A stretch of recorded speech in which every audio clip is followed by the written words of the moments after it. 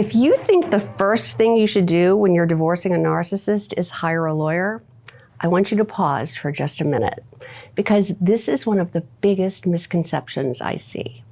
Women assume the legal process begins with legal advice, but in my experience, that's rarely where the biggest problems begin. The biggest mistake women make before they even call a lawyer is walking into the divorce process emotionally overwhelmed without a strategy. And that often costs them far more than choosing the wrong attorney ever could. I'm Victoria McCooey, creator of She Breaks Free. My own divorce lasted 6 years, and today I help women navigate high-conflict divorces with narcissistic partners by helping them think strategically before they make decisions they'll have to live with for years. Today I want to explain why starting with a strategy instead of simply hiring a lawyer can save you time, money, and an incredible amount of emotional pain. Let's break this down into 3 things. First, why so many women believe the lawyer is the first step. Second, what actually happens when you enter the legal process emotionally unprepared. And finally, how creating a strategy first changes the entire divorce experience.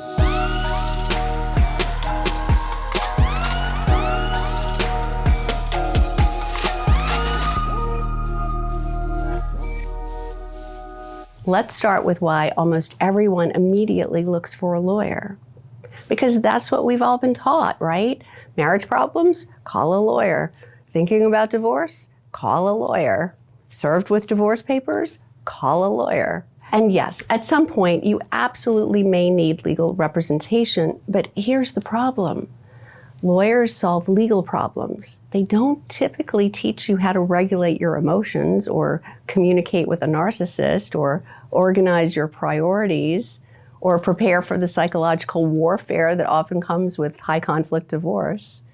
Those are completely different skill sets. One of the things I hear from clients all the time is, my lawyer is wonderful, but every time I have a question, I'm billed. And that's completely understandable. That's how attorneys work. Their expertise is valuable, but many of the questions women have early in the process aren't actually legal questions. They're questions like, should I respond to this text? Is this normal? Why is he doing this? Should I agree to this? Am I overreacting? Those aren't necessarily legal questions. They're strategy questions. This is one of the reasons I became a divorce coach, because I realized there was this huge gap between emotional survival and legal representation. Women needed someone to help them think clearly before making these expensive decisions. Now, let's talk about what happens when you skip that step. This is where I see women unintentionally making some of their biggest mistakes. They make decisions because they're scared. They respond emotionally. They over-explain, they send texts they later regret. They spend thousands of dollars asking attorneys questions that aren't really legal issues.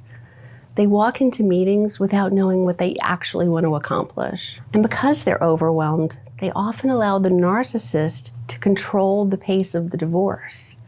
Not because the narcissist is smarter, but because they're calmer, or at least they appear calm. That's exactly what the narcissist wants. I often tell clients something that surprises them.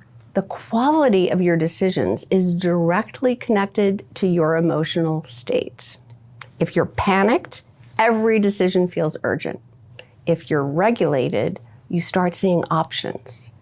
That's why strategy matters so much. Not because it changes the narcissist, because it changes you. One of the first things I work on with new clients has nothing to do with court. We identify priorities. We talk about likely narcissistic tactics. We prepare emotionally for what may happen. We discuss which professionals they might actually need. Maybe it's a lawyer, maybe it's a mediator, maybe it's a forensic accountant, maybe it's a business valuator. Every divorce is different. But once you understand your situation, you stop making fear-based decisions and start making informed ones. And that's where confidence begins. Now, let's talk about what creating a strategy actually looks like. It means slowing down before reacting, understanding your goals, knowing which battles matter, knowing which ones don't, learning how narcissists typically operate during divorce, preparing emotionally for the tactics that often catch you off guard, and building the right professional team for your situation, not someone else's. That's one of the biggest myths about divorce. There isn't one path. There isn't one professional. There isn't one right sequence. There's the strategy that's right for your case. Here's what I wish someone had told me before my own divorce. Don't spend thousands of dollars trying to think clearly while you're emotionally overwhelmed. Get clear first. Then use your legal team strategically. Your attorney should be spending time solving legal problems, not helping you process every interaction with a narcissist. That's a much more efficient and much less expensive way to move through divorce. So, if you take one thing from today's video, let it be this. The biggest mistake women make before they even call a lawyer is believing that legal representation is the first step. In a high conflict divorce, the first step is developing a strategy, because once you know where you're going, every professional you hire becomes more effective. If this video was helpful, please give it a thumbs up. And don't forget to subscribe. It really helps me reach more women who need this information.